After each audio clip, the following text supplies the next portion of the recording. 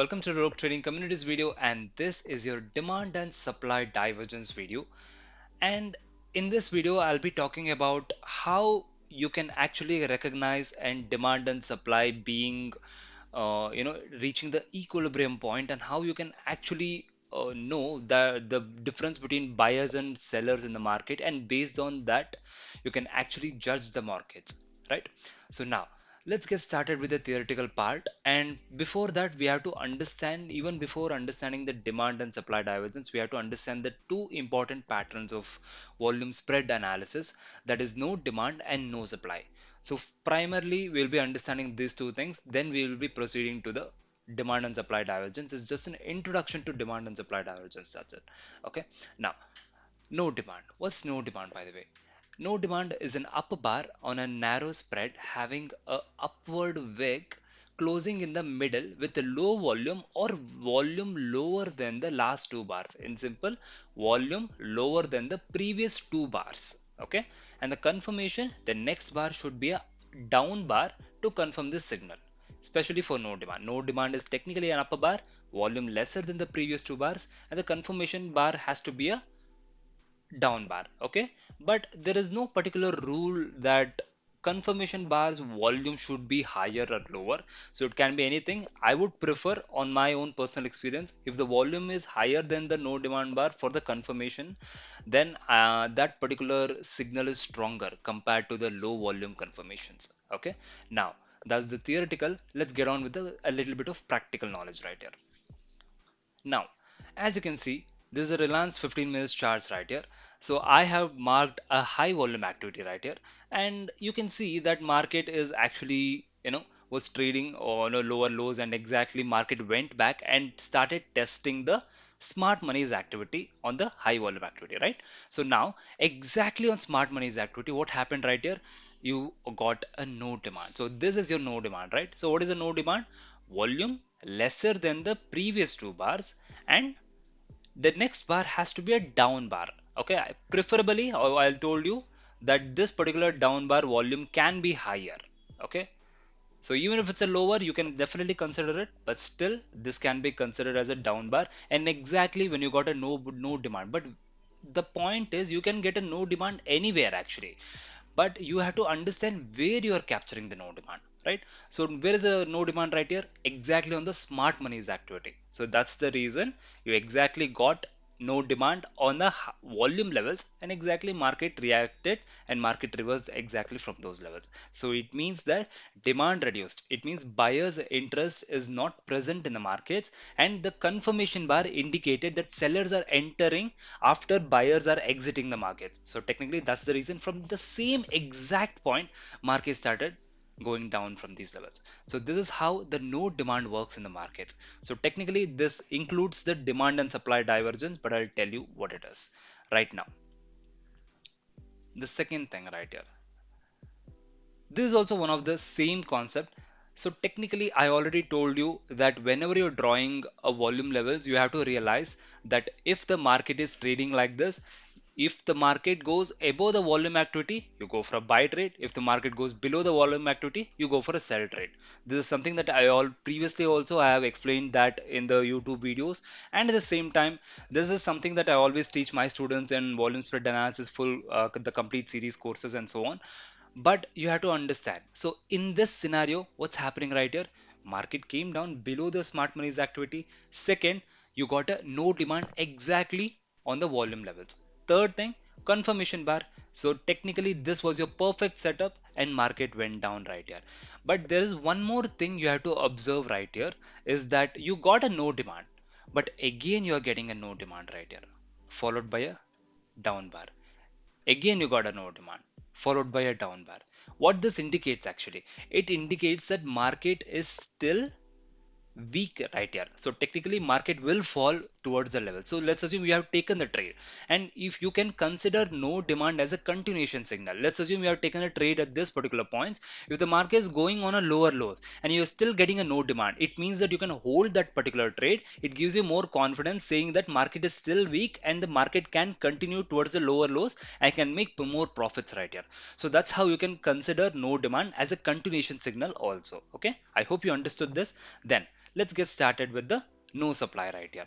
So what is no supply? In simple, it's just opposite to no demand. That's it. Just vice versa. No supply, a down bar with a volume lower than the previous bars shows lack of supply or selling pressure as market falls.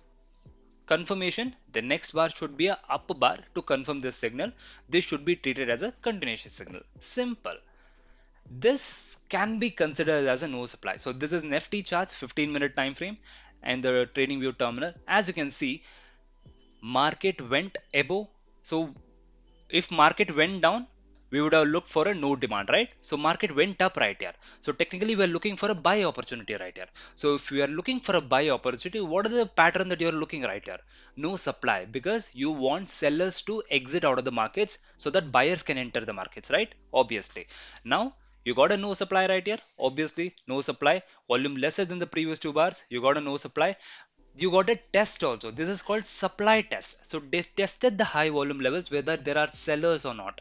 There are no sellers. That's the indication of supply, no supply right here, and followed by a confirmation bar. Perfect entry, and market started creating a higher highs right here. I hope you understood what is no supply right here. It's just no demand. Just the opposite one. No demand, you're gonna look for sell opportunities. For no supply, you're gonna look for buy opportunities. Okay. Now the equilibrium concept. So what is this equilibrium concept in the sense?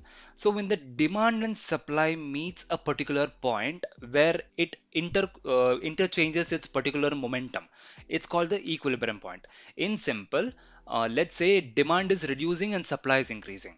So that's a law of supply versus demand. I already made a video on the basic series, the law of supply versus demand, the law of effort versus result, and the law of cause versus effect. So there are three laws which the Wyckoff three laws. So technically the first law indicates that when the demand is reducing and supply is increasing, market starts falling from that particular levels where market is weak. It indicates market's weakness. The same thing when supply reduces and demand increases, so it is where it indicates that market is strong. So technically market can create a higher highs, buyers can enter the markets. That is where the equilibrium point comes. Demand reduces, supply increases, that's where the equilibrium is. Now to understand the equilibrium, simple, all the examples which I showed you right now all are equilibrium. So what happened right here? Market came down, no, you got a no demand. It means simple, demand got reduced and supply got increased. That's what the equilibrium is all about. Okay, demand got reduced, no demand followed by confirmation. It means that there are no buyers in the market. Market came down. Same thing, same right here. Again, market came above, came down, tested for a supply right here. So what happened right here? Once the supply is being exhausted, once the supply became completely zero, it means demand got increased right here. So demand got increased. What happened right here? Market started creating a higher highs right. You can see the volume divergence and at the same time the price divergence. Okay, so this is the equilibrium concept actually. But I'm giving you one more a little bit of complicated example right here. This is something that I usually teach in the you know practice sessions in the for Indian traders especially. So this is a Bank Nifty charts and 15-minute time frame. I'm giving you a glimpse of how I teach in volume spread analysis for Nifty and Bank Nifty mastery. So right here, as you can see, that market has created a lower lows, right? So now market has created a high volume activity. Now market went up right here. Now what happened right here? Exactly on this particular point, we got a no demand right here, right? So you got a no demand. So technically, where you're going to use no demand? No demand will be used below the volume activities, right? So technically, you're going to look for sell opportunities. But in this scenario, you have to understand one thing right here. First thing is market is actually above the volume activity, so we have to look only for buy opportunities right here, and we don't have a buy opportunity yet right now, right?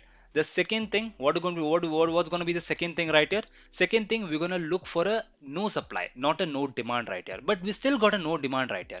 So what we're going to do right here? Simple, we're going to draw the levels right here and we're going to wait. Then after a while, what happened? Same that particular no demand, you got a confirmation bar of a up bar right here, right? So technically the confirmation bar, you got a up bar right here. So technically that no demand got failed. That's what as per the VSA books and so on, as per the VSA courses, the no demand is failed right here.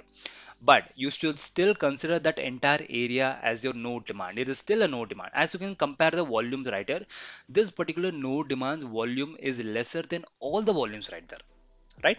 Now, what happened right here? Market went above the no demand levels and came back and tested with a no supply right here. So technically, as you can see, there is a particular theory even in price action that support becomes resistance and resistance becomes support, right?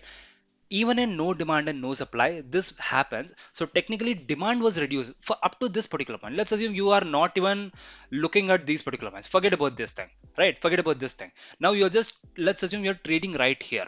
Now what happened right here? Market created a no demand, but you're confused. You want a no supply right here, because supply was to be reduced so that you can go for a buy trade, right? But right here you got a no demand right here. So right now what you have to do is you have to wait. Once you got a no demand, it means it's still demand is actually reduced right here. Market is still going up, still going up. Now you want a confirmation that sellers are exhausted and buyers are entering the market, right? So what happened right here? This entire area is still your no demand, but in that entire area, again market tested with a supply test. So technically market came back, created a no supply right here inside a no demand area. So that indicated the demand whichever was present previously, whichever the no demand was present previously, it got converted into a no supply right here. So this is a little bit of observation development, that's it. This is not written in any books and so on. I'm not sure about it. This is something pure out of my trading experience, which I felt that this is something which can be useful to each and every one of you. You got a no supply inside the no demand territory, so this entire area you got a divergence right here. After that what happened? You got a no supply inside the area followed by upper bar. So tested the no demand theory with a supply test. You got a no supply followed by upper bar, and what happened after that? Market started creating a higher highs. So like this, there are a lot of other things in terms of demand and supply divergence, which is probably I might be making a videos, more and more videos regarding this, how to trade Nifty and Bank Nifty very effectively in the markets in the upcoming days. Probably I don't know about it, but as of now, this is something that I'm teaching in the volume spread analysis, the complete series courses to my students. So you can go ahead and you can ask the details regarding it in the WhatsApp. So that's it from my side. Thank you so much. We'll see you in the next videos. And if you have any doubts regarding it, definitely you can message me in WhatsApp. A lot of random traders out there, a lot of random subscribers, they always ask me the doubts regarding it and still explain them. And you are always welcome to learn as much as possible. So that's it from my side. Thank you so much. We'll see you in the next videos. Goodbye.